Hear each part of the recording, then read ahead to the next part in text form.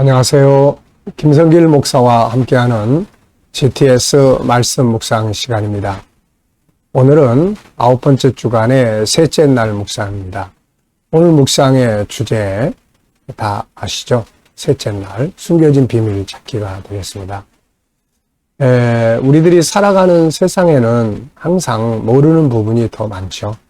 또 감춰진 부분도 많고요. 또 숨겨져 있는 부분도 훨씬 많습니다. 이런 걸 잘 찾아내야 변화도 있고 발전도 있게 되는 거죠. 또 문제가 있으면은 또 답은 숨겨져 있으니까 숨겨진 답을 잘 찾으시면 문제를 해결해 갈 수가 있습니다. 더 발전하고 싶으면 또 더 발전할 수 있는 방법들이 많이 숨겨져 있으니까요. 그것을 또 잘 찾으면 또 더 발전할 수 있죠. 자, 숨겨진 것을 찾기 위해서 필요한 게 바로 질문입니다. 그래서 질문이라는 것은 숨겨진 것을 찾아내는 열쇠, 키가 되는 거죠. 자, 오늘 무엇을 원하시나요? 어떤 삶을 원하시나요? 그렇다면 그것을 이루기 위해서 숨겨져 있는 것들에 대해서 질문 만들어 보시고 또 생각해 보시고 그러면 많은 것들을 찾아낼 수 있습니다. 자, 이 그림을 보고 먼저 정리를 해보죠. 자, 우리 GTS 묵상은 5-7+2로 이루어져 있습니다. 그래서 이 5는 그림 분석인데 우리의 생각을 움직이게 하는 거예요. 그 다음에 7은 매일매일의 주제입니다. 그래서 그 주제를 그날 기억하면서 살아가는 훈련을 꼭 하시기 바라고요. 이게 익숙해지면 나중에 자연스럽게 내 생각 속에서 떠오르게 되고 활용할 수가 있게 됩니다. 우리 아이들에게는 아주 좋은 공부하는 방법이니까요. 요 7가지 주제 꼭 잘 사용해 보시고 또 2는 질문 만들기와 주님과 소통하며 영감 얻는 시간입니다. 뭐든지 다 나 혼자서 내 생각대로 가면 힘들어요. 근데 그때마다 주님, 이럴 때 어떻게 하면 좋죠? 내가 이럴 때 어떤 말씀을 사용하면 좋을까요?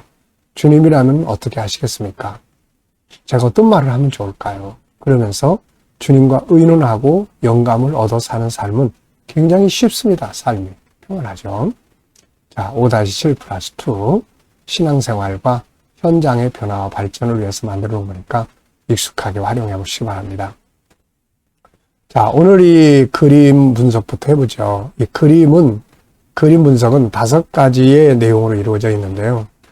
이게 참 좋습니다. 기억력이나 또 상상력이나 분석하는 능력이나 이해력이나 또 스토리텔링, 말하는 능력이나 이런 걸 키우는데 굉장히 큰 도움이 돼요. 그래서 우리 아이들에게는 이게 바로 학습 능력을 키울 수 있는 두뇌를 만드는 거죠.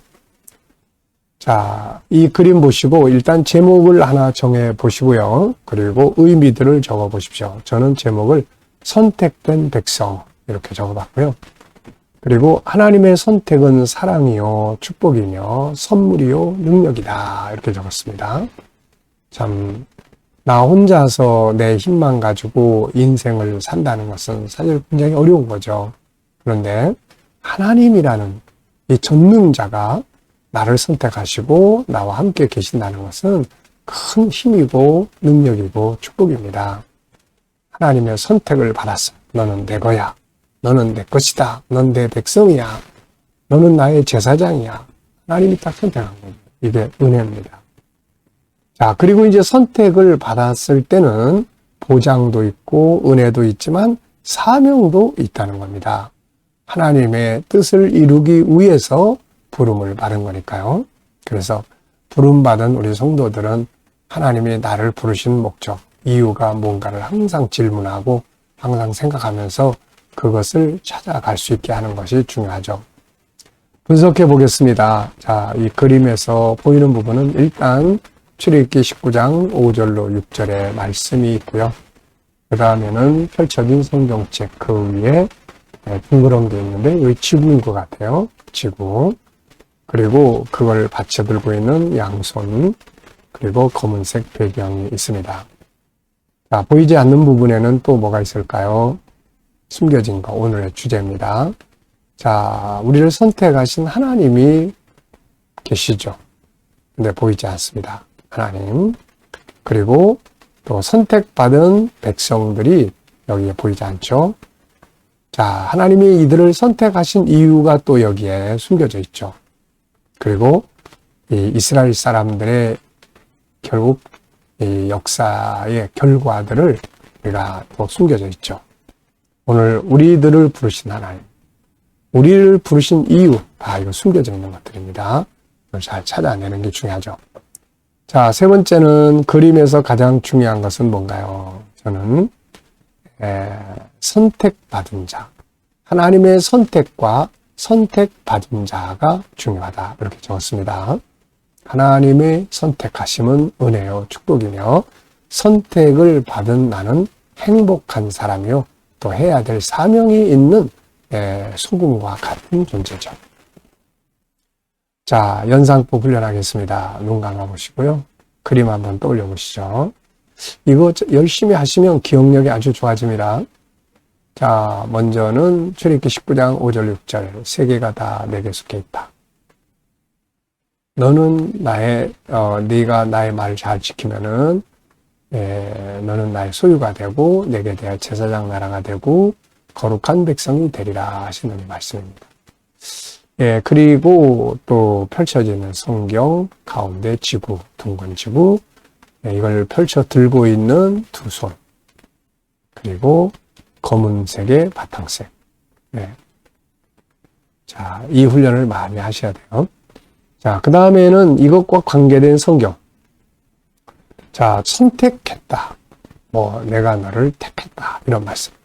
출애굽기 19장 5절로 6절 하나님 이스라엘 백성들을 신의 산에 모으시고 그들을 부르신 이유를 설명해 주시는 내용이죠. 자, 또 선택. 시편 139편 13절로 18절. 창세전에 그리스도 안에서 창세전에 하나님 우리를 먼저 택하셨다. 에베소 1장 3절로 6절에도 하나님이 먼저 우리를 선택하셨다. 창세전에 그리스도 안에서 우리를 선택했다는 말씀이에요. 창세기 1장 27절로 28절 그리고 이제 하나님을 닮은 하나님의 형상대로 우리를 만드신 거죠. 계시록 21장 7절 그리고 마침내는 이제 이기는 자들에게 하나님의 나라를 기업으로 주시는 거죠. 그래서 택한 자들이 결국 하나님의 기업이 되고 하나님과 그분의 나라는 우리의 기업이 되게 되는 거죠. 자, 우리 아이들은 여기서 또 수학 또 찾아보도록 하겠습니다. 어제도 우리 아이들과 묵상 나누는 모임이 있는 날이었는데요. 역시 아이들은 이 그림 속에서 다양한 수학을 이렇게 생각을 해냈습니다. 그걸 보면서 이게 참 좋다. 생활 속에서 이 수학을 찾는다는 것은 학습 능력에 큰 도움이 되는 거죠. 공부를 책 속에서만 하면 재미가 없죠. 근데 생활 속에서 응용되는 것들을 찾고 응용할 수 있는 것들을 찾고 그러면 재밌습니다. 이게. 자, 상상력 키우기입니다. 이 그림을 가운데 두고요. 앞에는 어디를 그리면 좋을까요? 저는 시편 139편 13절로 18절 바로 하나님이 우리 인간을 영원 전에 선택하시는 내용이에요. 그 그림을 그려볼 것 같고요. 그리고 이제 이 그림, 다음 그림은 이제 계시록 7장 9절. 하나님 우리를 선택하신 목적은 이 땅에서 살다가 끝나는 게 아니라 결국 하나님의 보좌 앞에 다 모여서 영원한 기업을 누리게 하시는 데 있습니다. 그 선택의 마지막 목적지죠, 이게. 자, 미래를 어떻게 살고 싶은가요? 그렇다면 지금 무엇을 해야 할까요? 어제도 우리 아이들에게 제가 물어봤습니다. 미래 어떻게 살고 싶으니? 사과를 얻고 싶다면 지금 뭐를 해야 될까? 사과나무를 심어야 되겠죠. 미래를 내가 멋지고 아름답게 살려면 지금 공부도 열심히 해야 되는 거죠. 놀기만을 좋아하다 보면 미래에 거둘 것이 없게 되는 겁니다. 자, 미래 비전 오늘도 한번 적어보시고 지나가시기 바랍니다. 자, 오늘 본문 또 읽어보겠습니다. 구조, 제가 정한 구조는 2예요. 이는 무슨 내용인지 애굽에서 떠났다. 레비딤에서 떠나서 신의 강에 왔다. 그 다음에 이는 모세가 산에 올라가서 하나님을 만났고 하나님은 어떻게 그들을 애굽에 행했고 독수리 날개로 어떻게 어머스 여기까지 왔는지 말씀하셨죠. 그리고 뒤에 이는 이제 세계는 내게 속해 있고 너희는 제사장 나라 또 나의 소유된 백성 거룩한 백성이 되게 할 거다 하는 이런 내용입니다. 자, 구조를 정하면 이렇게 외우기가 쉬워지죠. 자, 읽어보겠습니다. 이스라엘 자손이 애굽 땅을 떠난 지 3개월이 되던 날 그들이 신의 광야에 이르니라. 그들이 르비딤을 떠나 신의 광야에 이르러 그 광야에 장막을 치되 이스라엘이 거기 산 앞에 장막을 치니라. 모세가 하나님 앞에 올라가니 여호와께서 산에서 그를 불러 말씀하시되 너는 이같이 야곱의 집에 말하고 이스라엘 자손들에게 말하라. 내가 애굽 사람에게 어떻게 행하였음과 내가 어떻게 독수리 날개로 너희를 업어 내게로 인도하였음을 너희가 보았느니라. 세계가 다 내게 속하였나니 너희가 내 말을 잘 듣고 내 언약을 지키면 너희는 모든 민족 중에서 내 소유가 되겠고 너희가 내게 대하여 제사장 나라가 되며 거룩한 백성이 되리라. 너는 이 말을 이스라엘 자손에게 전할지니라. 아멘. 자, 감사한 것도 적어보겠습니다. 어제 하루 어떻게 사셨는지요? 아침부터 저녁까지 또 한번 쭉 삶을 돌아보면서 그래도 이건 정말 감사하다. 감사한 거 적어보시고요. 오늘 하루를 또 시작하시면서 또 감사한 것들 또 쭉 적어보시고 미래를 생각하시면서 또 감사하고 싶은 것들 쭉 적어보시기 바랍니다. 저는 항상 말씀드립니다만은 미래에 대한 것은 제 미래 비전 쭉 적어놓고 에베소 3장 20절, 신명기 16장 15절, 마가복음 10장 29절 30절, 마태복음 21장 22절을 항상 적습니다. 그리고 이것을 성취하실 것을 믿고 감사합니다. 이렇게 적어요. 여러분도 한번 해보시죠. 내가 감사하고 싶은 내용, 말씀을 믿고 감사하는 것. 자, 1번입니다. 오늘은 숨겨진 비밀 찾기예요. 뭔가 의미들을 한번 생각을 해보는 시간입니다. 자, 본문에서 느끼는 것은 무엇인가요? 저는 정체성을 분명히 해야 한다. 나는 하나님의 사람, 하나님의 형상을 가진 자, 나는 그리스도인, 나는 천국인. 이런 자기 정체성이 분명해야 거기에 맞게끔 살아갈 수가 있게 되는 거죠. 정체성이 사라져버리면 그냥 되는 대로 살아요. 네. 자, 두 번째는 하나님이 이스라엘 백성들을 어떻게 인도하셨나요? 어떻게 인도하셨죠? 다양한 기적, 이적으로 보여주시고 10가지의 애굽에 쏟았던 재앙, 그 다음에 또 그 속에서 자기 백성들을 구별하시는 그런 기적의 역사, 그리고 홍해바다 사건, 그리고 또 광야로 오면서 만나와 메추라기 사건, 또 아말렉과의 전투의 사건, 뭐 마실 물이 없을 때, 뭐 하나님께서 그때그때마다 기적을 베푸시고 그들을 인도해 주셨잖아요. 이거를 너무 빨리 잊어버리는 게 문제예요. 받은 은혜를 너무 빨리 잊어버리면 안 됩니다. 자, 세 번째입니다. 하나님이 그들을 애굽에서 인도하신 이유는 뭔가요? 하나님의 하시는 일에 아무 목적 없이 의미 없이 하시는 일은 없습니다. 우리에게 은혜를 주셨으면 은혜 주신 이유가 있고 고난을 주셨으면 고난을 주신 이유가 있고 다 이유가 있는 거죠. 자, 애굽에서 인도하신 이유.